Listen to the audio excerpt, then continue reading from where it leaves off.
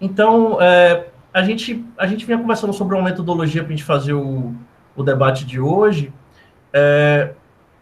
Se a a professora Ildete quiser começar falando um pouco da... claro que o processo de feitura, o próprio documentário explica um pouco como é que foi esse contato, essa relação com o tumba em si, com as mametos, né? Com a mameto, com as macotas, mas se a senhora quiser, se a senhora puder falar um pouco dessa experiência, o que a motivou, como é que foi essa chegada a esse tema e que se desdobrou na tese depois do documentário. E aí, enfim, aí depois a gente poderia abrir para que os estudantes também possam falar sobre as impressões que eles tiveram a partir do doc. Pode ser assim? Pode ser. O meu trabalho, né, eu ficava muito preocupada porque não se falava da cultura dos Congo-Angola, dos terreiros bantos, né? Se falava só dos terreiros quetos, né, que tinham a ascensão. Então, as pessoas não conhecem, inclusive, quase nada dos Congo-Angolas, que foram os primeiros escravizados que aportaram no Brasil, no século XVI. E eles passaram muito mais tempo, né? Porque os quetos, os jeides chegaram ao Brasil já no fim, já quase no fim do século XIX, né? Eles chegaram ao Brasil. Então, os Congo-Angolas já estavam aqui desde o século XVI. E eu tive essa preocupação de escrever alguma coisa sobre essa etnia, né? Esses povos africanos escravizados. E eu tive uma orientação, que eu participo de um grupo de pesquisa, que é o NGALP, que é da UNEB, que é um grupo que estuda culturas afros e afro-brasileiras, e era coordenado pela professora Ieda Pessoa de Castro. Não sei se vocês já ouviram falar, né? Ela tem um livro muito importante, que são Falares Africanos na Bahia. E eu trabalhava mais com documentação, com banco de dados, etc. Mas aí eu fui para fazer parte do grupo de pesquisa e me apaixonei pela cultura afro-brasileira, pela história afro-brasileira. Fiz algumas disciplinas com ela, né, no mestrado de educação lá na UNEB, mas aí eu tive a oportunidade de ir para a UFBA, né, fazer o meu doutorado, e ela me incentivou muito para que eu trabalhasse com os Congo-Angolas. E me falou o seguinte: tem uma mameto que é importantíssima e que nunca foi falada, nunca ninguém escreveu sobre ela. Eu acho que você deveria escrever sobre a mameto Maria Neném. Eu tomei o conselho dela, né? E comecei a estudar, a procurar livros que falassem sobre a cultura congo-angola, e quase não se tem muito material sobre essa etnia, né? Essa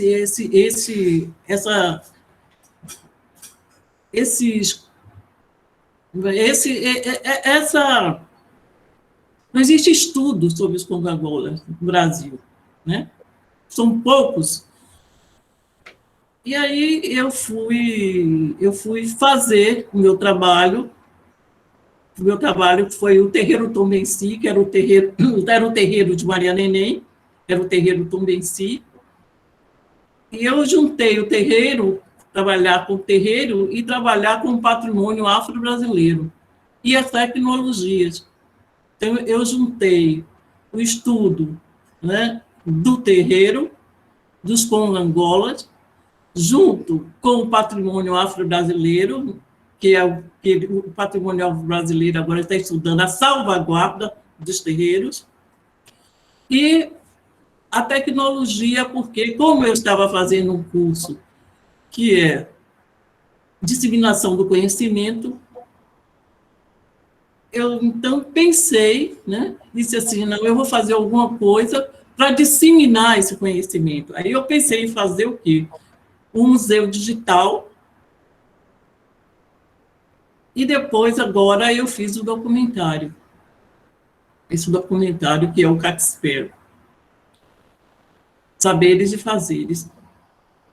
E quando eu fui trabalhar esse material, quando eu fui buscar essa história, eu cheguei no terreiro e fui atendida pela Mameto, que é a Mameto Limbanchi. E ela me disse o seguinte: olha, ninguém nunca escreveu, eu nunca deixei ninguém escrever nada aqui no terreiro Tomensi. Eu vou consultar a ancestralidade para saber se a senhora pode escrever sobre o terreiro Tomensi e sobre a Mameto Maria Neném. E eu fiquei um ano caminhando para o terreiro para conseguir que ela, né, ela dissesse o sim. E ela me disse assim, a senhora vai escrever pelo terreiro, mas a senhora não vai colocar os fundamentos da casa. Eu disse assim, olha, Mamita, eu não vou falar sobre os fundamentos. Primeiro, porque eu não sou iniciada. Eu não sou iniciada. E depois também, porque eu quero falar sobre os saberes, sobre os fazeres, sobre os acervos, né? Porque era o que eu tenho conhecimento da minha área. E aí ela disse, então, a senhora pode vir. E daí, eu levei 5 anos do terreiro. Eu vivia no terreiro praticamente, né? Eu trabalhei muito com a história oral, trabalhei com a pesquisa participante, com a história social, a historiográfica social. E essa foi minha metodologia. Minha metodologia era a metodologia da conversa. Então, eu buscava o conhecimento através da comunidade. A comunidade é que me trazia o conhecimento. Eu não cheguei ali dizendo que eu que tinha que dizer assim, o que é que eles tinham que fazer. Não. Eles é que me indicaram o que é que eu tinha que fazer, como eu buscar, entendeu? Aquele conhecimento que estava ali. E aí eu fui descobrindo que o terreiro Tomensi é o terreiro mais antigo com Angola na Bahia. É um dos mais. Mas é um dos mais importantes. Porque a Mameto Maria Neném, ela é considerada a mãe da Angola da Bahia. E esse terreiro foi fundado em 1850, no fim do século XIX.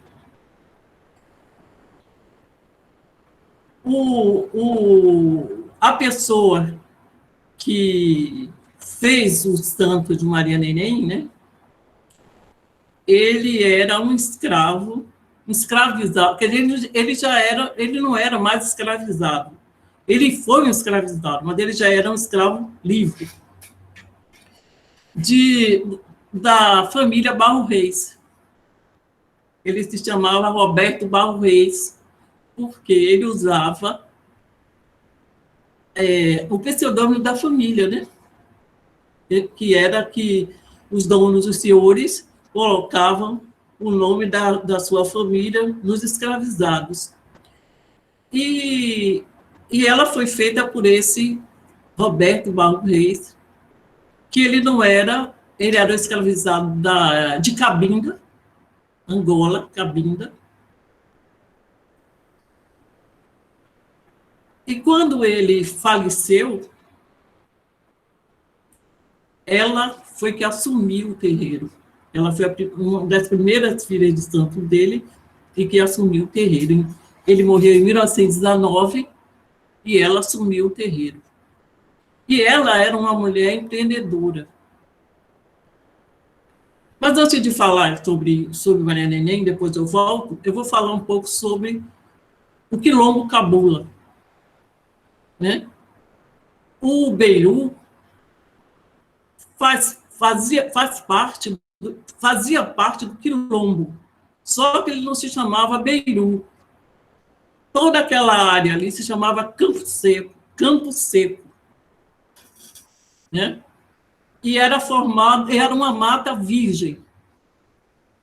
Era uma mata que a polícia colonial tinha medo de entrar ali naquela área. Inclusive porque tinha todo tipo de animais, até a onça tinha, porque aquela parte que é Sussuarana tem esse nome por causa de onças que existiam naquele local. E o Cabula, o Quilombo do Cabula, ele era um lugar de resistência. Tanto a resistência dos índios que foram escravizados, que fugiram e que assumiram ficar no Quilombo, tanto dos escravizados congangós que chegaram e que fugiam e que iam para ali. Por isso é que ele se tornou um quilombo. E o que aconteceu?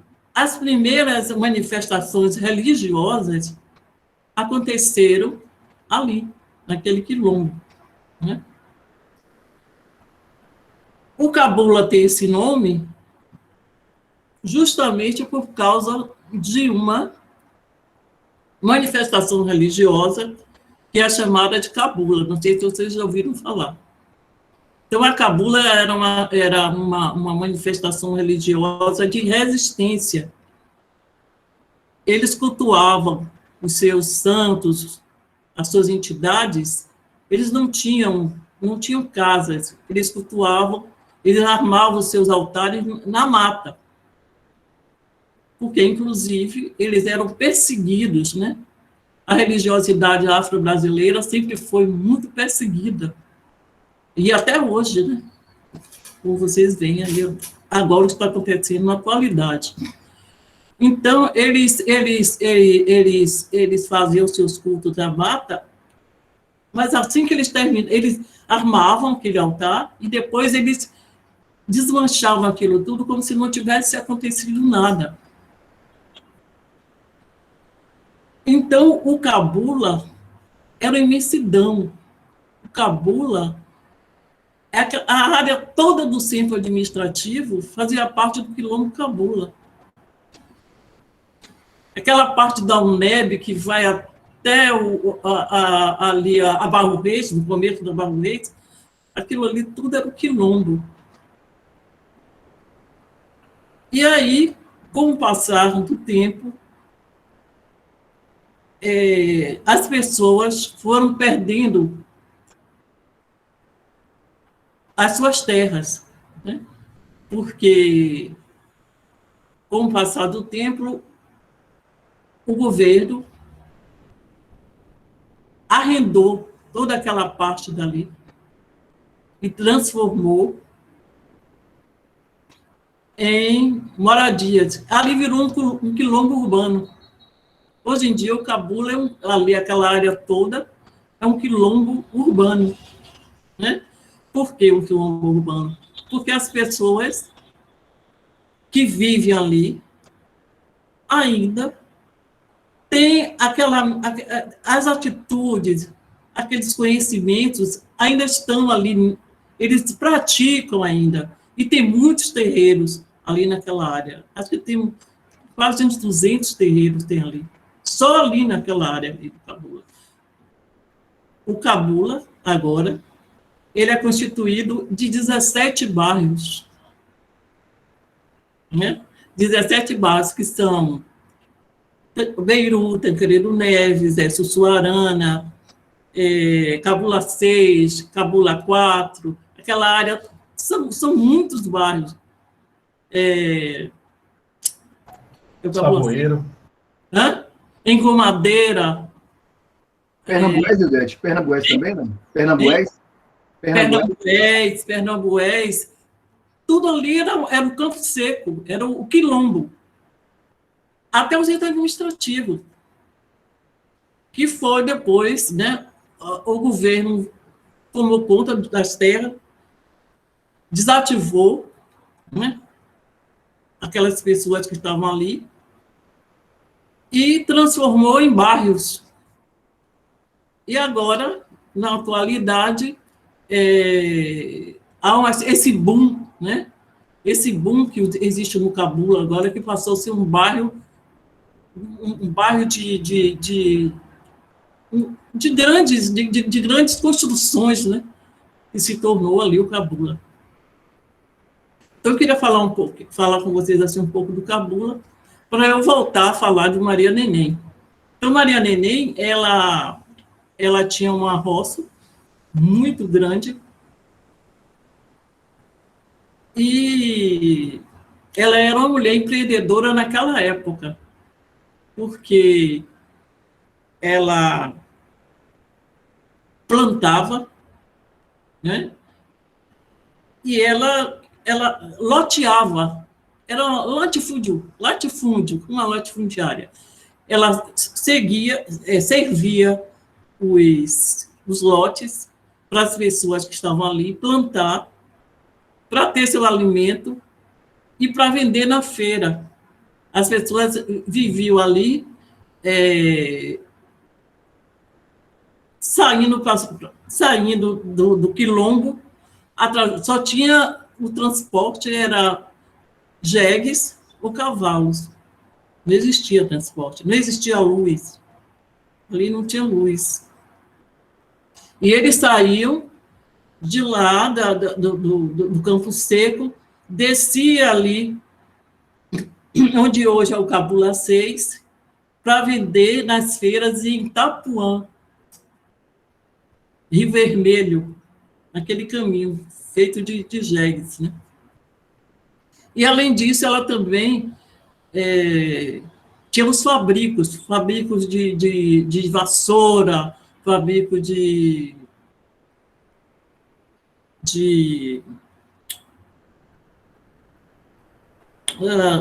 espanador, essas coisas que se faziam, né? Essas bundingangas que se faziam, e que vendia também na feira.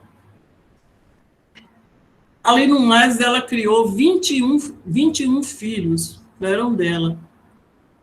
Ela tinha esse dom de criar filhos. E, como ali não tinha médico, né? Era um lugar que não existia, os médicos não iam até lá, porque eram escravizados que estavam ali. Ela que cuidava de todas aquelas pessoas através dos seus inquistes. Ela tinha um inquiste, que era o inquiste cavungo, que na religião iorubá é o Bauaê, e ela tinha três cabocles, né, então cabocles, que trabalhavam fazendo remédios. Então, ela curava as pessoas faziam fila no terreiro dela para ser assistido. E ela foi uma mameto que fez muitos pais de santos famosos, né? Ela fez Bernardino, do Bate-Folha, fez Siriaco, do Tubajussara, e ela tem filhos em todo o Brasil. Em todo o Brasil, possui, não tem mais vivos, mas tem ainda as casas que ela que que começou a fazer os santos dessas pessoas em todo o Brasil. Então, com a morte dela, ela perdeu também muito do terreno dela, da fazenda dela, que ela comprou uma parte da fazenda que chamava Fazenda Beru. Ela perdeu uma parte da fazenda e hoje o terreiro Tomenci não tem mais aquela parte toda, porque o governo tomou toda a parte da fazenda e ela perdeu a fazenda. Mas até hoje o terreiro Tomenci funciona no mesmo lugar naquela época. E hoje em dia quem assume o terreiro é a Mameto Lembaluxi, que é sobrinha neta dela, de Maria Neném. E aí eu escrevi essa história, né, que eu achei assim que foi uma história muito importante, porque é uma história que não é conhecida, né? É uma história que não era conhecida pelas pessoas. Inclusive, tem muita gente que não sabe que ali o Cabula tinha sido um quilombo.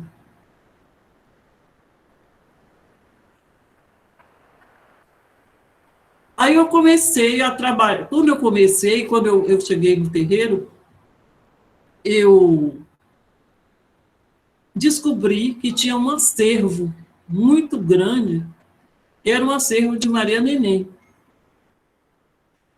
Eu conversei com a Mameto Lembaluxi, com ela, e disse assim: Mameto, eu queria trabalhar com esses acervos, fazer um museu. Aí ela disse: mas como é que eu vou fazer esse museu aqui? Não tenho condições. Eu disse: não, eu vou fazer um museu digital. Eu fiz. Eu armei um laboratório fotográfico,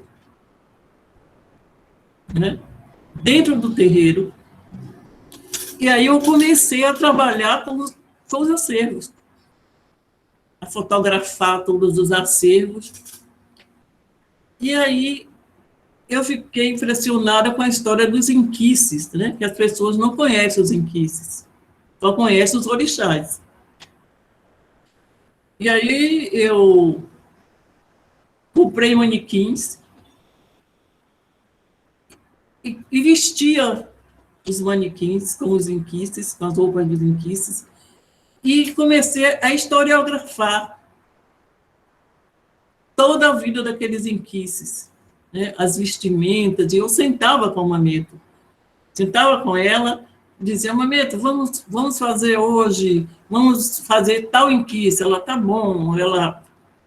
As pessoas da comunidade do terreiro, né, passavam aquelas roupas, vestiam, e a gente foi fazendo todo o acervo. Fizemos esse acervo, que era o acervo do terreiro, e o acervo de Maria Neném, que estava lá, guardado, que nunca foi trabalhado. E elas nem sabiam que aquilo tinha valor, né? Elas não sabiam, assim: aí disse assim: o que é que tem aí, assim? Aí ficava assim, né, procurando saber. Ela dizia: aqui tem uma frigideira, que foi de Maria Neném, a frigideira tem valor? Eu digo: tem, porque essa frigideira foi de 1920. Hoje em dia não tem mais essa frigideira.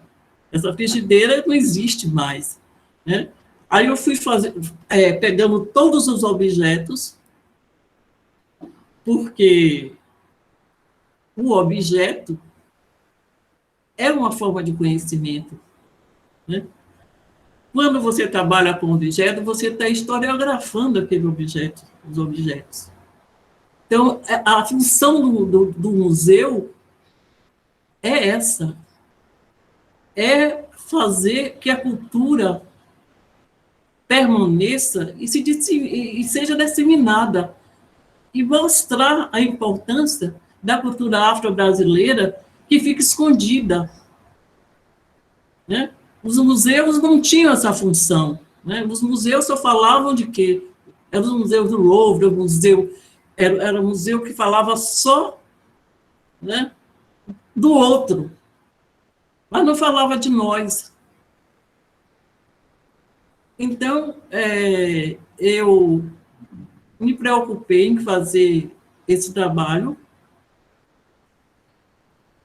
e eu acho que foi um trabalho que me deu assim muita alegria, porque foi um trabalho que eu fiz, mas eu fiz assim com coração. Não foi um trabalho, você diz assim, eu escrevi aquele trabalho e depois você não ter alegria de fazer o seu trabalho. Eu não. Me emocionei muito, fiquei muito emocionada em fazer o meu trabalho. E divulguei toda essa história, né? Essa história que é muito importante, eu acho, para nós brasileiros, nós baianos, conhecer, principalmente a juventude, né? De saber de suas origens, da sua ancestralidade, de saber de onde você veio, porque essa ancestralidade é muito negada, principalmente dentro da academia.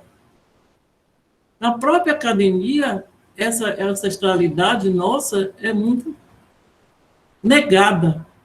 Então, eu acho que os jovens devem se preocupar e saber de onde ele veio, porque isso é o que vai definir a sua vida. A sua ancestralidade está dentro de você. Então, a partir do momento que você conhece de onde você veio, você dá valor. Você dá valor à sua história, você dá valor à sua memória, ao seu patrimônio, que é muito importante para nós e que a gente, às vezes, não aprende na escola, né? Porque a história que é contada na escola, eu aprendi que Pedro Álvares Cabral que descobriu o Brasil. Mas a partir do momento que eu comecei a ler outros autores e a conhecer a história, eu descobri que Pedro Álvares Cabral não descobriu o Brasil. E assim, são outros movimentos dentro da história que a gente não conhece. Então, eu acho que a universidade, né, a academia, devia se preocupar mais com essa história da cultura afro-brasileira que fica escondida. E quando a gente fala em história da cultura afro-brasileira, aí falam assim, é religião.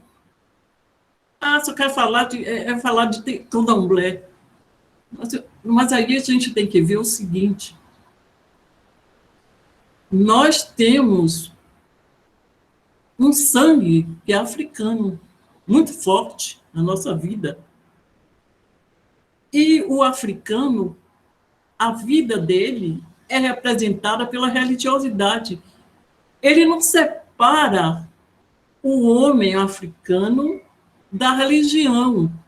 A religiosidade dele é o que deu resistência para ele sobreviver até os dias de hoje.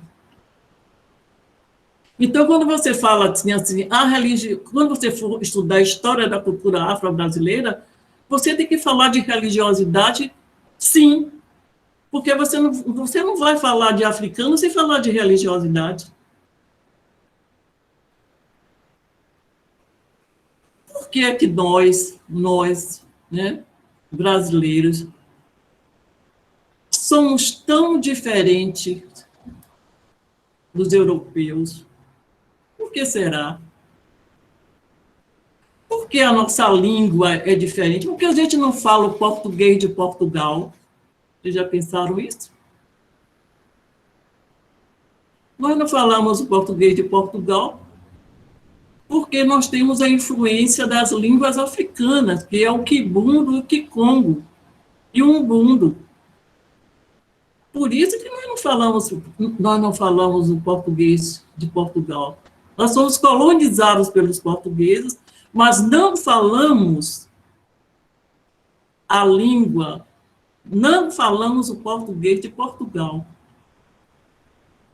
A nossa linguagem é misturada com dendê, como diz o professor Ieda. A nossa linguagem é misturada com Dendê, e é sim. Nós falamos caçula,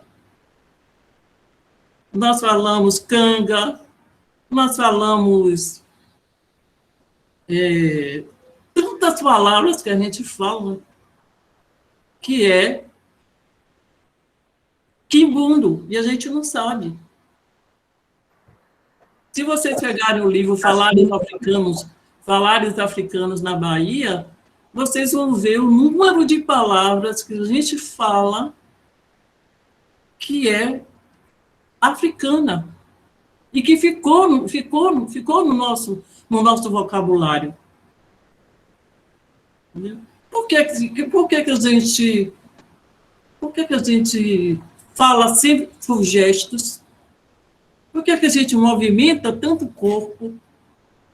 Por que a gente usa o corpo para falar?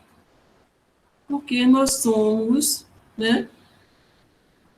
Nós temos a ancestralidade africana.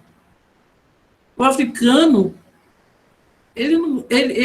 o que ele fala através do corpo. O corpo determina, é uma linguagem. Quando você diz assim, não, eu não vou, não. Nós não falamos assim? Ô, professor Adilson, o senhor vai? Não, eu não vou, não. Isso aí é uma coisa africana que a gente tem. A alegria que a gente tem. Essa alegria é a alegria do africano. A nossa comida, a nossa culinária é temperada com dendê. A nossa culinária é rica. Por quê? Agradecemos aos africanos. Então, nós temos, entendeu, muitas coisas para estudar e que a gente não estuda, e que às vezes a gente fica na academia estudando tantos autores que não dizem nada para a gente. Então, esse tempero que nós temos, que o tempero é o que vem da onde? Vem da África. Nós também fomos colonizados pelos portugueses. Sim, nós temos muitas coisas que a gente é português. Mas a gente é mais África. Nosso comportamento é africano. Então, eu acho que a academia, né, deveria estudar mais esses autores, né, mostrar para a juventude, né, essa importância dessa cultura tão forte, uma cultura de um povo tão sofrido, mas que eles não se deixaram perder, devido à religiosidade. A religiosidade foi o bem mais importante dos africanos viverem no Brasil, além de ser uma base de resistência. Então, foi esse trabalho, né? Eu fui estudando vários autores, trabalhei mais com os autores, fiz uma comparação, né, entre os autores do século XIX, né, que tinha aquele pensamento colonial, né, fui estudar os autores brasileiros, alguns africanos, e aí meu trabalho foi todo realizado com essa visão.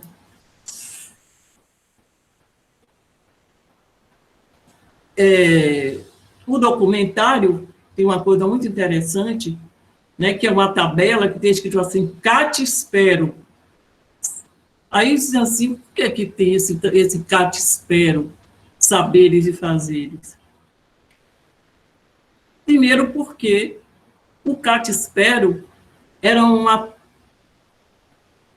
tabuleta que tinha um terreiro, que ainda tem até hoje, do século XIX, porque existia um delegado chamava-se Pedrito, famoso em fazer perversidade. Então, o que é que ele fazia? Ele invadia os terreiros, quebrava tudo.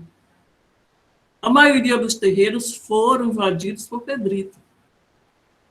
E Maria Neném, essa que eu estou falando, né?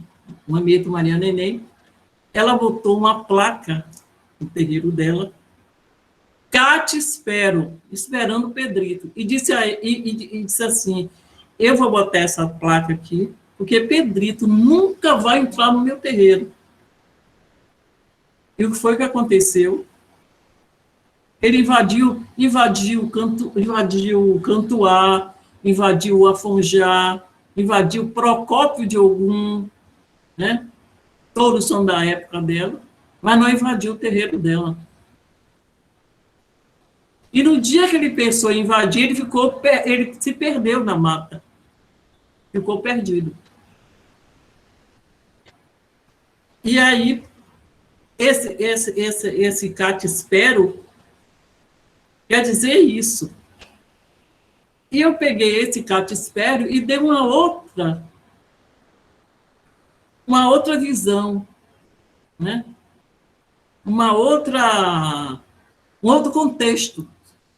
Esse Catispero que eu botei saberes e fazer, eu botei Catispero, venham ao Tombenci, para você conhecer a importância da cultura afro-brasileira, da importância dessa mameta que foi Maria Neném, né, para a religiosidade afro-brasileira. Então, é isso que eu tenho para falar. Não sei se eu falei, se foi bem, se vocês gostaram. E aí, se vocês tiverem alguma pergunta, eu estou disposta a responder. Eu vou abrir para os estudantes primeiro. Tem uma série de coisas aqui que eu queria conversar um pouco. A própria historicidade da Maria Neném, assim, eu acho muito forte, né, para pensar a história da cidade, para pensar essa dinâmica de resistência a partir de um empreendedorismo negro, né? Há uma série de questões interessantes aí. Mas eu vou abrir para que os estudantes possam colocar suas impressões, ter a oportunidade também de trocar um pouco com a senhora. Depois, se houver tempo, mais para o final, eu vou trazendo essas outras coisas. Uhum. Então, gente, a palavra está aberta aí, vocês podem comentar o que vocês acharam do documentário, quiserem fazer alguma pergunta também para a professora, à vontade. Boa tarde. Não tem meu nome, né? Meu nome é João Vitor. Tem muito João aqui. Parabéns, professora, pelo trabalho. Eu achei o vídeo muito bom de verdade mesmo. Principalmente que boa parte da minha família, assim, minha avó, minha bisavó, minhas tias eram muito ligadas ao santo. Então, é uma coisa que já é familiar. E tem um ponto, assim, né? Eu não sei se foi a senhora que escreveu o roteiro, mas teve um ponto, assim, tipo, na questão até cinematográfica, que eu achei muito interessante. Logo no início, tem a câmera aponta para o Santo Antônio e aí aponta para um jovem tocando atabaque.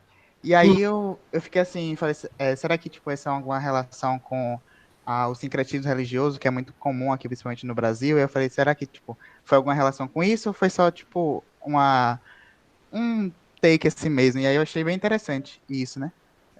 Aí eu queria saber da senhora se tinha alguma relação.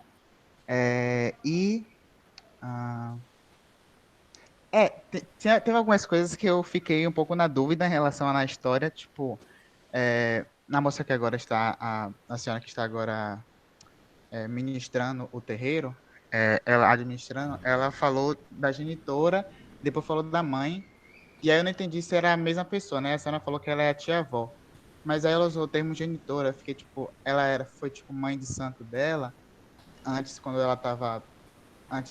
dela morrer, aí foi uma coisa assim que eu fiquei um pouco na dúvida. Sim, ele respondeu a primeira, por que tinha o altar de Santo Antônio? O que acontecia com os congo-angolas? Os congo-angolas, né, eles já vieram colonizados de Portugal, né?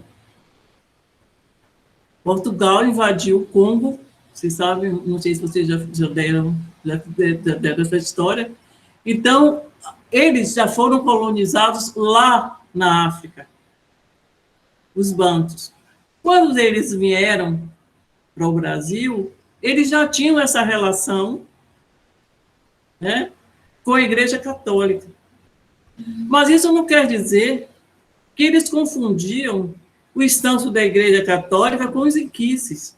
Eles sabiam muito bem que os inquices eram os inquices e a Igreja Católica, e os santos da Igreja Católica eram os santos da Igreja Católica. Mas por que tem um altar de Santo Antônio? Tem um altar de Santo Antônio porque Maria Neném, ela rezava a Santo Antônio. Ela tinha uma fé muito grande em Santo Antônio. Então, como ela é um ancestral da casa, a Mameto Lemagusti assumiu, mas o culto a Santo Antônio continua até os dias de hoje, porque ela não podia quebrar essa ancestralidade que veio lá da Mameto Lemagusti, ou da Mameto Maria Neném, entendeu? Porque ela sabia que ela não podia, porque é uma coisa ancestral. E por isso, ela reza o Santo Antônio, mas ela sabe que Santo Antônio é Santo Antônio. E sabe que Incosse, que algum, é Incosse. Ela não faz esse paralelo, ela sabe distinguir os dois. Só que ela não tirou o Santo Antônio porque é uma coisa ancestral. Porque ela consultou, né, os ancestrais e eles disseram, não, tem que rezar o Santo Antônio. Então, por isso que ela reza o Santo Antônio até hoje. E eu não falei, justamente, você fez uma boa pergunta. Quando Maria Neném morreu, e que ficou a roça toda abandonada, porque não teve quem ficasse com a roça na época, a mãe de Mameto Lemagusti, que é aquela que ela fala, né? Que é a Cajamungongo. Então, ela que foi que cuidou de todos os inquices de Maria Neném. Ela que guardou todo o acervo, ela que cuidou para que não se acabasse aquele terreiro. Então, ela tem como é que se diz? Ela teve essa preocupação muito grande de guardar toda aquela ancestralidade para que não se acabasse. Então, ela é uma pessoa muito forte, porque se ela não tivesse feito isso, hoje não teria o Tombenci. Porque não teria, na época, não tinha uma pessoa que assumisse o terreiro, né? E ela cuidou de todo aquele acervo, de todos os inquices, e de toda aquela história de Maria Neném, que ela guardou, né? Inclusive, ela tem os documentos todos da fazenda, inclusive na tese. Depois vocês podem até dar uma olhada na tese. Ela guardou todos aqueles ensinos de antigamente, o acervo todo. Então, a importância dela é essa, que é a Cota Cajamungongo, que é a mãe de Mameto Lemagusti. Só que ela não tinha o dom de assumir o terreiro. Então, a Mameto Lemagusti foi que assumiu, que é a filha dela. Respondi? Sim, muito obrigado. Nada. Quem mais, gente? Tem alguém querendo comentar? Eu só queria chamar a atenção para uma coisa, professora, que tem uma dupla dimensão de memória aí que seu trabalho explora, né? A memória da oralidade, eu acho que é uma coisa fundante, né? Quer dizer, como essa experiência do Tombenci vai sendo deixada, né? A palavra legado aparece várias vezes no documentário, né? As macotas, elas trazem a palavra legado, o legado de Maria Neném. Então, o tempo todo essa memória, essa historicidade de Maria Neném, essa memória oral é a força, né? Por outro lado, também a senhora parece que também tem dá uma importância, e eu acho isso muito, muito significativo, a dimensão da memória, de uma memória material, de uma memória física, de um arquivo físico também, que é importante. Então, o documentário tem cenas muito bonitas de aproximação. O João lembrou essa cena de que o Tata, é o Tata que está tocando ali, né, do terreiro, e com um pôr do sol, uma imagem ao fundo muito bonita. Foi. E tem um momento que também é citado o caboclo Pedra Preta, e também tem a dimensão do aspecto físico, a imagem do... Então, eu fiquei com essa, achando isso muito interessante, que é uma dupla dimensão da memória, a memória oral, do que é transmitido oralmente, que, enfim, e esses rastros físicos também, que a senhora se preocupou em montar esse laboratório, tirar essas fotografias. Isso é uma coisa muito inovadora até, né, de pegar uma produção material de, enfim, cento e tantos anos de um terreiro e registrar. E, enfim, então, não é bem uma pergunta, é só chamar atenção para isso. E também, quando... Eu acho também significativo quando a Mameto, ela diz, olha, o que foi escrito por Ildete é o que pode ser dito, não é o fundamento, como a senhora mesmo explicou, né? Então, de alguma forma também, essa memória é organizada pelo próprio terreiro. Os membros do terreiro, de alguma forma, organizam o que vai ser exposto, o que vai ser fotografado, o que vai ser dito, o que vai ser publicado.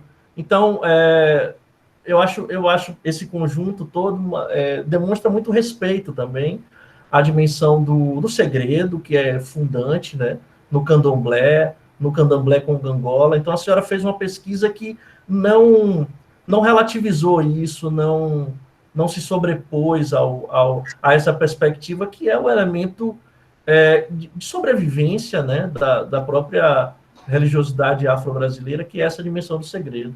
Então, só esses comentários mesmo, assim. Uhum.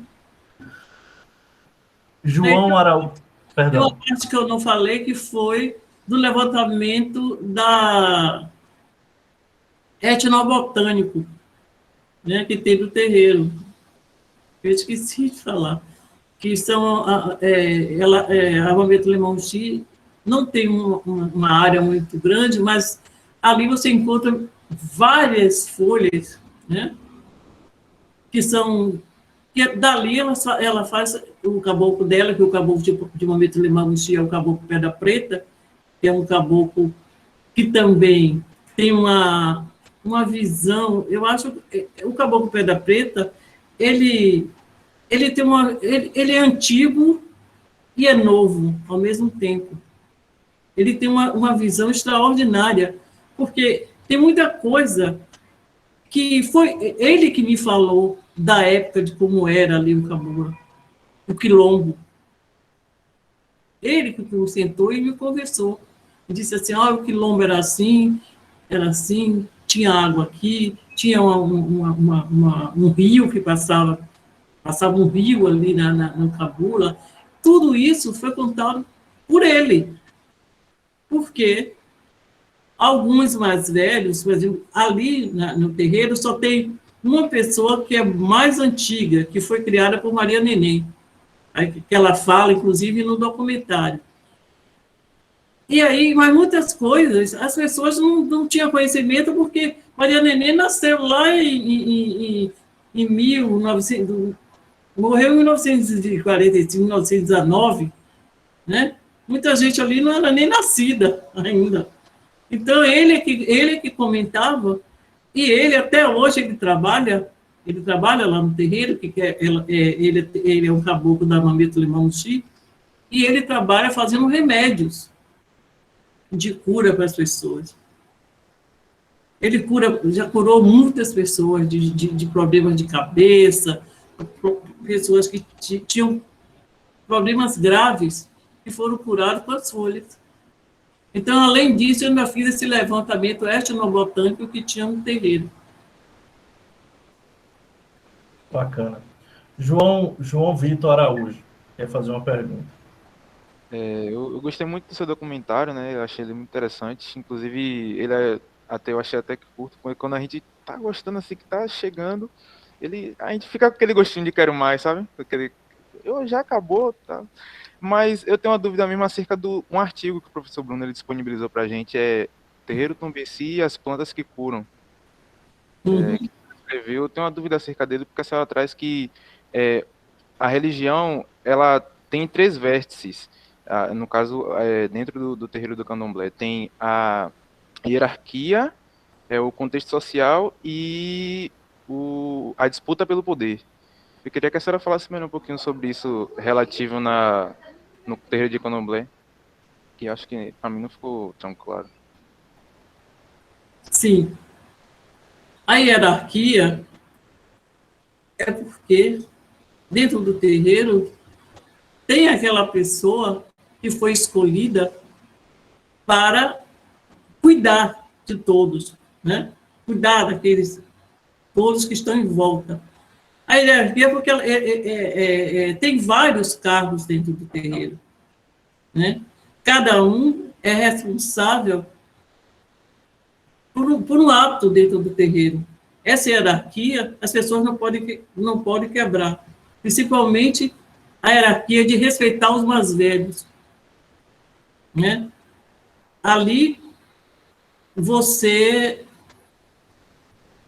quando você chega no terreiro, você senta um pouco, porque você tem que esfriar o seu corpo, que você veio da rua. Você toma um banho, que é um banho para limpeza do seu corpo, que você veio da rua. A rua é um lugar que tem todo um aparato, né, de coisas positivas e negativas. E você tem que respeitar os mais velhos. O candomblé, existe uma hierarquia muito grande de respeito. Você tem que respeitar o mais velho, você tem que respeitar o mais novo.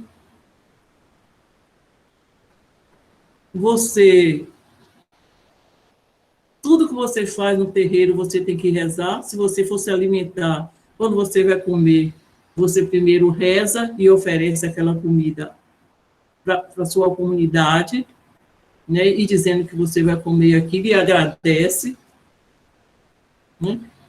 São essas hierarquias que tem no terreiro. Então, você tem que obedecer essa hierarquia, porque é uma hierarquia que é ancestral. Você não pode mudar, né? Você não pode chegar no terreiro e fazer o que você quer. Eu chegava no terreiro, eu chegava para poder fazer meu trabalho, eu tinha que sentar um pouco, esfriar o corpo. Tomava um banho, folhas, né? Sentava, tirava aquela roupa, vestia aquela roupa e ia fazer minhas coisas, ou ia fazer a entrevista, ou ia no laboratório, mas eu tinha que seguir aquela hierarquia. Eu não podia chegar lá, eu não podia ir de roupa preta para o terreiro. Se eu fosse de roupa preta, eu não entrava. Era uma hierarquia, eu tinha que seguir aquela hierarquia. Eu não podia quebrar isso. Aí você falou outra coisa, disse hierarquia, foi outra coisa? Foi o contexto social e a disputa pelo poder. O contexto social é que os terreiros sempre trabalham, né? Trabalhavam e trabalham, não só para a religiosidade, mas para servir a sua comunidade no entorno. O terreiro sempre se preocupou, né, com a saúde das pessoas do bairro, com as crianças, né? Lá o terreiro mesmo fazia todo dia, festa do Dia das Crianças, fazia a festa do Dia das Crianças, distribuía brinquedos, etc. Então, você trabalhava para a sociedade, para o social. Você trabalhava com as mulheres, né? Ensinava bordados, ensinava a culinária, né? Que elas fazem para vender, para ter um lucro. Então, é essa parte, né? E não trabalha, o terreiro não é só a religiosidade, ela trabalha também para a comunidade. Ela tem uma visão para a comunidade, além de dentro do terreiro, para todo o seu entorno. E a outra coisa, você perguntou, foi? Foi a disputa pelo poder, disputa interna pelo poder. A disputa interna pelo poder. Essa disputa interna pelo poder é o seguinte, que às vezes as pessoas acham, às vezes vão ao terreiro, porque quando você vai a um terreiro, você sabe que você vai buscar o quê? Você vai buscar uma melhora, alguns vão buscar uma saúde, que perde a saúde, e aí vai buscar do terreiro a saúde. Mas tem outros que vão ao terreiro porque eles acham que ali, o terreiro, eles vão subir de cargos, né, para ser um pai de santo. Mas, às vezes, ele não tem aquela ancestralidade dele, não é voltada para ele ser um pai de santo. Entendeu? Então, o que acontece? Quando você vai no terreiro, você tem esse tipo de ambição de querer hierarquicamente subir? Não, porque os inquices, eles também sabem as pessoas que estão ali de coração limpo e sabem aqueles que se dedicam ali àquela comunidade para dar caminhos, né? Porque às vezes não é a hierarquia do terreiro que você consegue, mas você consegue o quê? Você consegue ter saúde, você consegue ter uma paz de espírito, você consegue melhorar o seu físico. Às vezes você está um pouco perturbado, às vezes você está um pouco com a mente um pouco sofrida, perturbada, e ali você encontra um caminho. E esse caminho pode lhe levar a você ser o quê? Ser um grande médico, ser um grande professor, ser um doutor maravilhoso, porque o inquice vai lhe dar o caminho, entendeu? Para que você siga o seu caminho. Às vezes você não tem que ser um pai de santo. Você não. Aí as pessoas acham que entrou ali, que é essa hierarquia, que ele quer subir, ter cargo dentro da religiosidade, porque ele quer subir, porque ele quer ser um pai de santo. E não é isso. É essa sabedoria que tem a religiosidade afro. A religiosidade afro sempre está lhe dando uma informação. Até uma folha que cai, ela está lhe dizendo alguma coisa. Um pássaro que canta lá fora está lhe dizendo alguma coisa. Um caminho que você vai, você pode ser salvo na rua. Quantas vezes as pessoas estão na rua e vem você pode sofrer um perigo e aquele inquice vai e lhe salva daquilo que você está no caminho. Entendeu? Então, é isso que quer dizer. Essas 3 funções. Fui clara? Casais também quer fazer uma colocação, Casais? Por favor. É uma colocação, não há dúvida, né? Primeiro pedir aqui um agô, né? Pedir licença tanto à Ildete quanto ao pessoal, né, que faz parte desse projeto. E eu queria fazer algumas colocações, né, sobre percepções que eu tive no decorrer tanto do documentário quanto da leitura, também na minha visita ao seu museu, né, o museu que você organizou, e parabenizar a senhora por toda essa produção, né, riquíssima, e que me chamou muita atenção, né, e me fez perceber que aqui no texto, eu estava lendo, e aí a senhora vai trazer justamente essa visão, né, do candomblé, do espaço do terreiro, porque o terreiro ele não fica limitado somente ao barracão. O terreiro é a própria comunidade, é Egbé. Então, eu vejo essa relação, assim, principalmente na minha comunidade, e isso me chamou muita atenção quando a senhora vai trazer essa visão, né, com Gongola, porque muitas vezes a gente só tem essa relação queto, né? Então, poder entender o que é o inquice, né? Eu já tinha um entendimento do que é de quem são os inquices, né? De toda essa tradição banto, através de leituras, entendimento.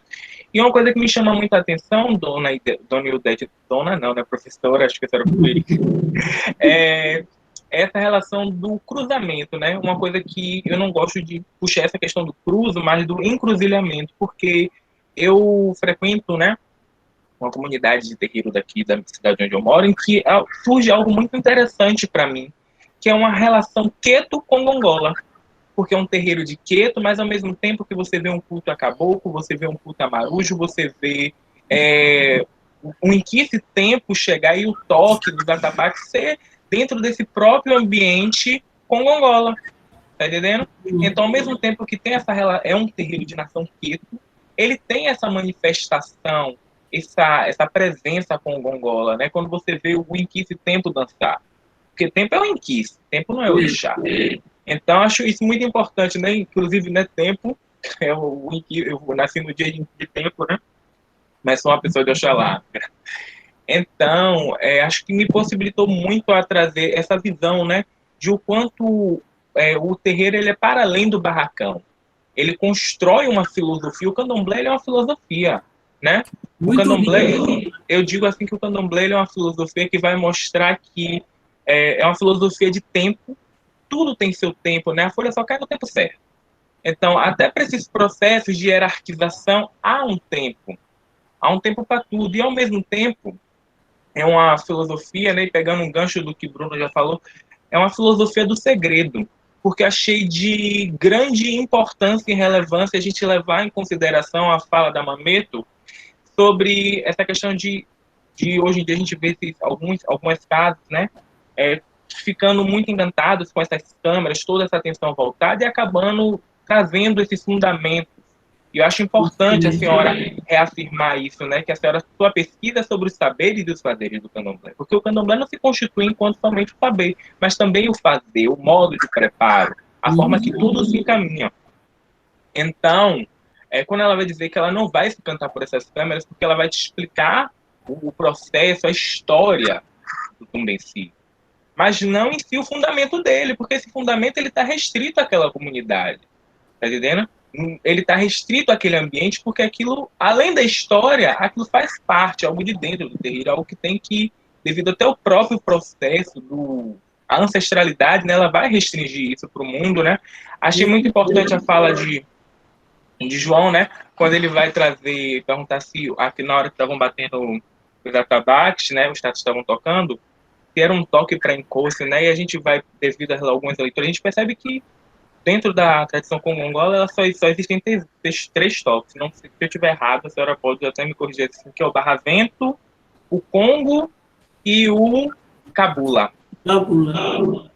São esses três toques, né? E quando ele falou assim, velho, o toque, pensando que era um toque para encosto, mas os três toques podem trazer, qualquer inquício, né? Podem trazer essa referência. E a gente consegue perceber, acho que a partir, né, do documentário mesmo, eu consegui ter essa memória mais visível, né, de como é um processo de um candomblé de Angola, né, as formas, porque até isso eu estava preso nos livros, em estudos, né, de buscas bibliográficas sobre o tema, né, sobre um estudo de ver o que o toque, essa pedagogia dos tambores que o Icima e o Rufino eles vão falar, ela se distingue entre o Queto e entre o Angola, né? O Queto ele vai tocar os atabaques com a Davi Ogan. Já a partir da parte do Angola, o que apenas o toque das mãos com couro. Então, acho que isso tudo traz um significado muito importante que a gente precisa reverenciar, né? E manter para escapar do apagamento. E, além do apagamento, como é que eu posso dizer? Desse epistemicídio que é produzido, né? Porque hoje em dia todo mundo quer entrar em candomblé, todo mundo quer saber de candomblé, mas mesmo assim ninguém quer respeitar todo o processo de hierarquia, de ancestralidade, como a senhora trouxe, né? Achei muito importante isso que o João falou. Então, é um processo de hierarquia, de poder, de um contexto social, de uma localização, porque cada terreiro ele é traçado pela sua história, sua ancestralidade e sua localidade. Porque assim como a senhora traz no seu documentário, essa presença, essa história do Tumbenci, né, desse terreiro Angola, a forma que ele trabalha, eu dentro da minha cidade eu tenho uma visão de um terreiro de Queto que tem essa relação muito forte com Angola. Então, quando eu via isso, a gente estava muito impressionado, achava muito interessante, se futuramente, né, se ela me permitir, talvez eu faça um trabalho sobre isso, mas agradecer muito pelo seu trabalho, parabenizar a senhora novamente, um trabalho enriquecedor, como o João disse, é um trabalho de quero mais, né? Acho que para mim não surgiram tantas dúvidas, até pelo próprio fato de eu estar mais imerso dentro desse ambiente, mas achei muito legal e possibilitar mesmo abrir mais essas discussões, perceber que a gente trabalhar candomblé não é trabalhar uma religião. Religião é uma caixinha, né? O candomblé, ele rompe isso, ele vai para além, eu digo, para uma filosofia, para um modo de vida. Quando a senhora vai trazer todo esse processo de chegar em casa, do ambiente da gente com a rua, isso é produzir uma filosofia, um modo de vida, produzir ciência. A macumba produz ciência, né? O Fino, ele vai reivindicar que essa macumba ela vai produzir ciência, né? E esse colonialismo, ele tenta negar a produção científica, que é da macumba, que é do candomblé, Angola, Queto, Jeje. Então, moldar, né? Eles dois vão dizer, eles falam isso nesse livro aqui, que é o Fogo no Mato, a Ciência Encantada das Macumbas. Ele vai falar que o quê? Que o colonialismo ele moldou a cruz como a égide do seu modelo colonial. Mas a gente subverte essa cruz em encruzilhada, a gente transforma essa cruz em uma encruzilhada de possibilidades, para não só se pensar a vida, mas também produzir o nosso estudo. Procurar, como a senhora trouxe, né, outras visões de mundo, outras discussões, outras vozes, outros caminhos, né? Outras possibilidades, já que a encruzilhada é composta de caminhos. E acho muito importante trazer essa visão, né, dos inquisitos, porque a gente sempre trabalha mais com orixá, a gente vê mais produções sobre os orixás, né? Então, eu que sou uma pessoa que, dentro desse universo, eu sempre fico assim, tenho mais um estudo sobre Exu, né? E Oxalá. Mas, ao mesmo tempo, a senhora me fez eu querer, né, estudar um pouco mais de Catendê, de Mutalambô, de Bamburucema, de Lemba mesmo, né? Então, acho isso muito legal. Também a gente tem outras produções, né? Vou deixar aqui uma recomendação para o pessoal daqui, que é um espetáculo chamado Kayala. É um espetáculo de Sullivan Bispo. Muito bom mesmo. Vai trazer essa linguagem, esse processo, a construção do ambiente com Gongola, né? As figuras, que é um monólogo. O monólogo dele foi o primeiro monólogo dele. Assisti, inclusive, com o Marcelo, que vai falar sobre uma incidência, um caso de intolerância religiosa dentro de um terreiro de Congongola. Então, acho muito maravilhoso e fica uma indicação, na próxima vez que tiver em espetáculo, se vocês quiserem assistir, podem assistir, porque é muito bom. É isso. Muito obrigado, viu, gente? Agradeço as palavras. Muito bom. Qualquer coisa, você pode ver a tese, pode falar comigo, tudo que eu posso, assim, indicar alguns livros, algumas pesquisas, viu? Kel é a próxima inscrita. Por favor, Kel. Pronto. Primeiro, professor Ildete, quero te parabenizar pelo trabalho. É muito interessante mesmo, principalmente a questão que o Bruno falou, né, essa questão de trazer a oralidade enquanto ali uma fonte histórica e uma fonte histórica viva para a senhora estar interpretando e passando aquilo. E uma questão que eu quero trazer é como a senhora percebe a presença feminina no espaço ali do terreiro Tudo em Si mesmo. A senhora traz ali a figura da Mamãe Maria Neném, fala dela enquanto uma mulher empreendedora, e no documentário a gente percebe a presença muito forte feminina. Então, como é que a senhora percebeu isso? E também a senhora falou em relação a como esse trabalho te marcou do coração, né? De uma forma emocional mesmo, de estar ali inserida. A senhora falou que eu quase vivi ali, porque você estava inserida, era uma pesquisadora inserida naquele espaço. Então, para além de pesquisadora, como esse trabalho te marca enquanto pessoa, o que isso muda na senhora, tanto na visão enquanto pesquisadora, mas principalmente enquanto pessoa mesmo? Sim, você falou das mulheres. Ali, aquele terreiro, as mulheres são muito fortes ali, né? Começa por Maria Neném, depois passa por Mameto Lembamuxi, e passa pela Cota Kanjamungongo, que foi uma lutadora. Ela era uma mulher que trabalhava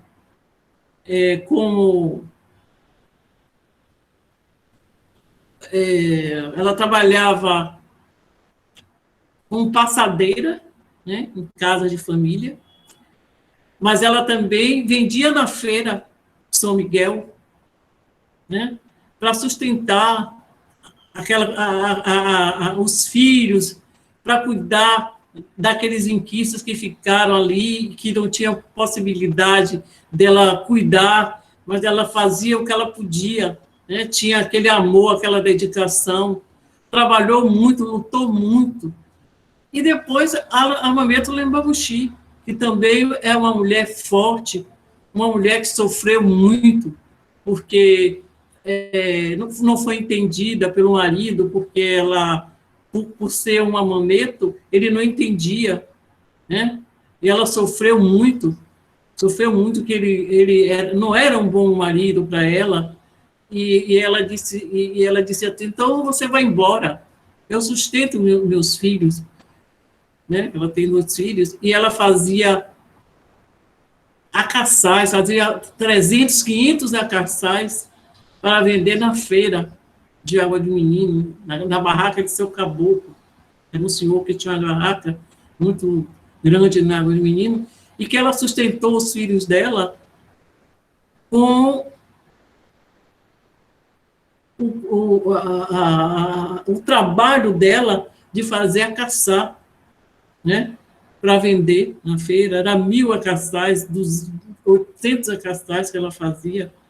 Se você ler minha tese, você vai ver a história, que tem toda a história dela, né? Ela lutou muito, ela ainda luta muito, porque aquele terreiro, ele não tinha reconhecimento. O terreiro antigo daquele não tinha um reconhecimento ainda das políticas públicas, né?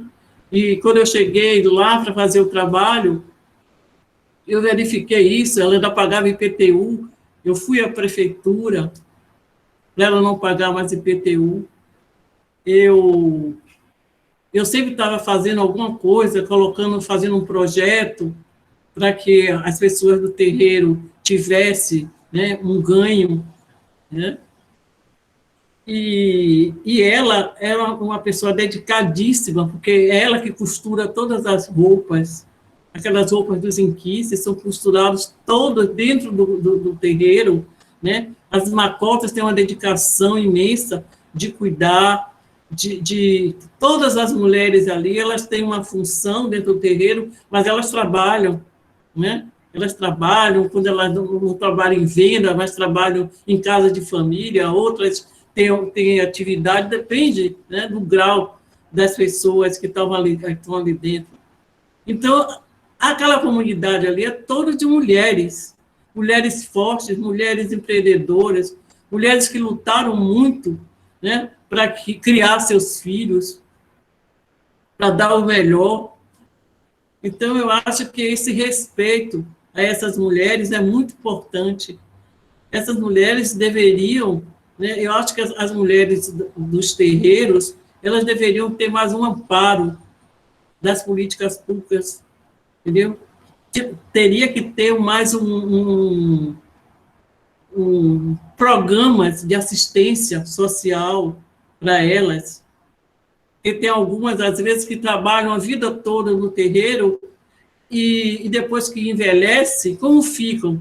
Se não tem não recebe um salário, não tem um salário, entendeu? Como é que vão viver? Porque enquanto elas estão jovens, né, elas trabalham com seus caboclos, a Mameta Lembamuxi se dedica ali, trabalha muito no terreiro e ainda trabalha muito com o caboclo Pedra Preta. Ela, às vezes, vai dormir 2, 3 horas da manhã, porque ela atende as pessoas, depois que ela atende aquelas pessoas, é que, às vezes, ela vai almoçar, entendeu? Então, é isso que as mulheres, essas mulheres são fortes, empreendedoras e ricas de conhecimento. E você falou também da minha alegria de fazer, né? Não sei, eu acho que eu tinha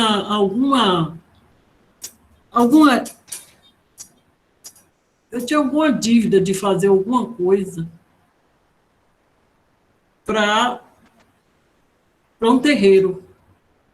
E eu tinha alguma coisa para fazer para o Baluaê. Eu acho que eu tinha uma dívida para fazer para o Calvino. Entendeu? Tanto que ele é um santo que eu tenho o maior respeito, entendeu? Tenho o maior amor e tenho a maior dedicação. Porque eu cheguei ali e ele me tratou como se eu fosse uma filha dele. Eu não sou feita, mas eles, os enquices, têm o maior amor por mim. Então, esse amor, essa dedicação, esse carinho que ele tem por mim, foi o mesmo carinho que eu dei para o terreiro, entendeu? Às vezes eu fico muito emocionada quando eu falo, porque meu trabalho foi um trabalho de emoção, um trabalho de coração, de emoção. Eu fiquei muito emocionada, eu fiquei no dia na minha defesa, que eu defendi no terreiro, eu chorei muito. E quando eu falo, às vezes, dos inquisitos, eu fico muito emocionada, até hoje. Então é isso. Muito bonita essa percepção, professora, para além da pesquisa, né? Tem uma frase do professor Alfredo no final, ele fala: e o DET virou terreiro, e o DET virou comunidade. Eu acho que é arrepiante mesmo, assim, de que a pesquisa, a ideia de ciência, está para além dessa perspectiva de neutralidade positivista, de que a gente tem que se separar e se manter afastado. Eu acho que não, eu também não vejo ciência por aí, eu vejo ciência como afeto também, como emoção. Então, só reiterando esse agradecimento que eu acho que é da sociedade pela senhora ter feito essa pesquisa com tanto empenho e tanta emoção, né? Mas vamos lá. Mari também quer fazer um comentário. Ou pergunta, não sei. Por favor, Mari. Boa tarde. Eu gostaria de fazer de pontuar, principalmente na fala de João, sobre a questão de tempo, de que você começa aquele documentário já mostrando a bandeira de tempo. Mesmo não citando muito, não focando muito sobre isso, quem tem um conhecimento sobre candomblé, você já sabe, você conhece o peso que aquela bandeira tem, toda a simbologia, todo o significado. Quem é filho de santo. Então, você faz um documentário de 29 minutos em que você foge de todos os estereótipos de falar sobre candomblé, de falar de africanidades. Você faz um documentário que eu achei assim, bem diferente, porque por mais que você esteja falando de candomblé, você esteja falando sobre orixás, você não foca neles, você deixa tudo bem subjetivo, respeitando os fundamentos que não caberiam ser mostrados, é algo que pertence apenas àquela roça, mas você dá espaço aos filhos de santo, aqueles que são apagados. e você vê muito eles falando sobre a questão da memória, não apenas a memória da religião, não apenas a memória dos africanos, você fala também da memória deles, a memória de Maria Neném, porque se você perceber, aquelas pessoas têm um carinho muito grande, você sente no momento que eles falam, no momento que eles mostram os objetos dela, você sente que, embora ela não esteja mais em matéria, a presença espiritual dela ainda é muito forte dentro daquela roça. Me tocou muito quando a senhora falou sobre como era chegar lá, a senhora mesma respeitando, não indo com roupas inadequadas, respeitando todos os preceitos para entrar dentro daquele local, de como a senhora, na posição de pesquisadora, de professora, de doutora, da porta para fora da roça, a senhora era tudo isso, mas ali dentro a senhora assume o personagem de uma aluna. A senhora não tenta ensinar, a senhora busca aprender com aquelas pessoas, dar o espaço que aquelas pessoas precisam para falar sobre as experiências delas, sobre a hierarquia delas ali dentro. E você vê que tem pessoas iniciadas, filhas daquela roça, de uma vida inteira. A afilhada de Maria Neném.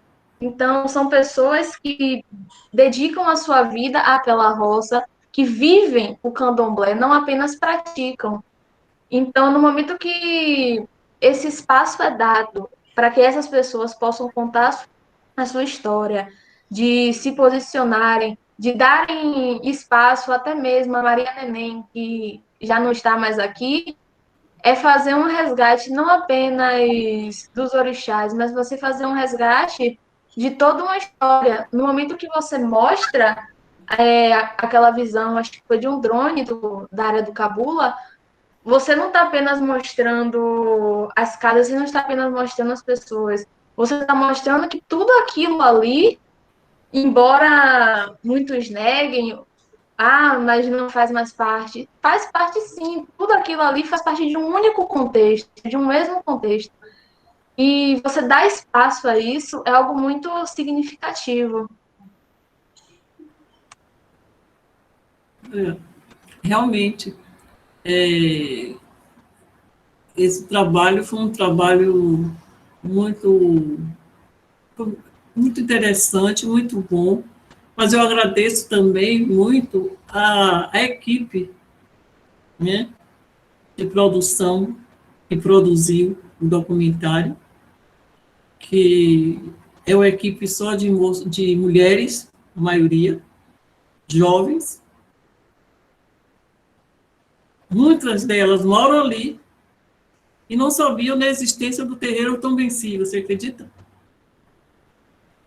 E elas ficaram irradiantes de fazer esse trabalho porque elas moram ali, são produtoras, né? São fotógrafas, moram ali, não conheciam o Tombenci e são jovens, né? Mulheres jovens que se dedicaram assim a fazer aquele documentário, né? Eu agradeço muito assim a equipe, né? Toda a equipe de produção, porque eu tive a sorte de ter, né, uma equipe jovem igual a vocês, assim, né, que se dedicou e fez esse trabalho maravilhoso. Eu acho que o que a gente deve muito, né, dar essa oportunidade aos jovens, né? Os jovens precisam dessas oportunidades para fazer trabalhos maravilhosos. Então, eu fiquei muito agradecida, né, a toda a equipe que fez, inclusive a minha filha, né, que ela foi a produtora, ela foi a gestora. Cadê a Janaína? Bota a Janaína aí para aparecer um pouquinho aí, Udete, para a gente. Janaína, vem cá. Ela está aqui ela tá na sala também, na sala virtual aqui. Não é ela, Janaína Costa? Janaína Costa. Oi. Olá, Janaína. Produz esse material. Obrigado a você também, viu? Por ter participado ativamente desse processo. Márcia, parabéns, eu estava ouvindo, gostando muito, os alunos super interessados, jovens pensantes, isso é muito importante, né? Para a gente construir um Brasil diferente do que a gente está vendo hoje. Então, parabéns a vocês, professores, facilitadores de tantas coisas incríveis para esses meninos aí que estão brilhando. Obrigado. Fique por aí com a gente, na conversa. Tá certo. Adilson, o próximo inscrito? Pronto, eu queria só chamar a atenção, né? Eu acho que a gente vai precisar encontrar o Det outras vezes, né? O tempo começa a se alongar e o Det também precisa descansar um pouco, né? Mas eu queria somente fazer uma pequena reflexão sobre aquilo que, quando o Det fala, e o Det falou uma coisa, eu fiquei muito na minha cabeça, né? Eu tenho me dedicado a pensar um pouco sobre isso. Quando o Det fala, olha, as pessoas criticam quando a gente vai falar sobre religiões afro-brasileiras, né? Porque tudo é religião afro-brasileira, né? Ao se dedicar à discussão da consciência negra, do racismo. E é interessante a gente pensar que, quer dizer, os grupos afro-brasileiros, os grupos africanos, eles estão em um outro paradigma, diferente do paradigma eurocentrado, né? Quer dizer, nesse paradigma africano não existe separação entre o mundo das coisas e o mundo sagrado. O mundo sagrado e o mundo das coisas são uma coisa só. Esse processo de higienização foi feito lá atrás pelos antigos gregos, né? A ideia do milagre grego nunca existiu.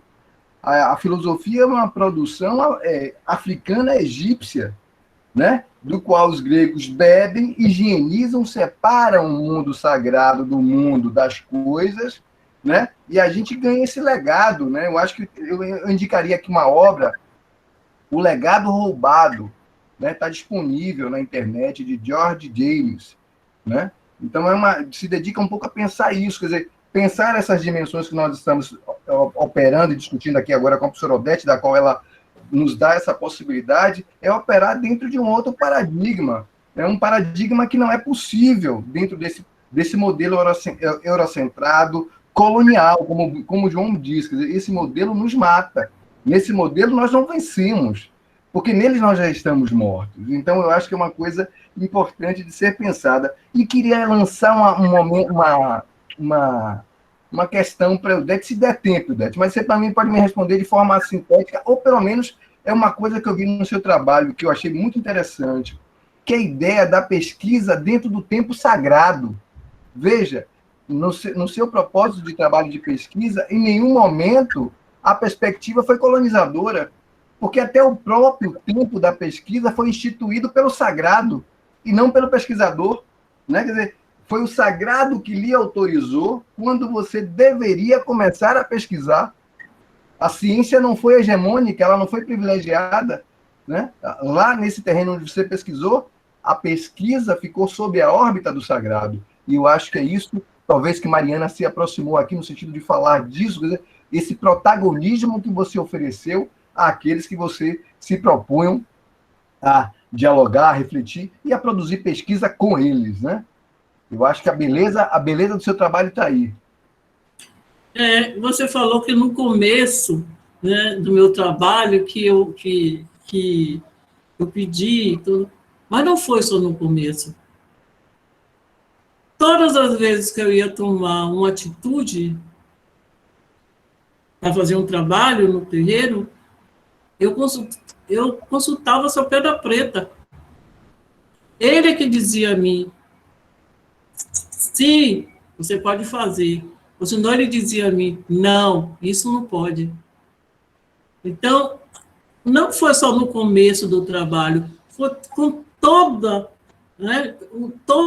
o desenrolar do trabalho, eu fui direcionada pelo caboclo, pelo inquice.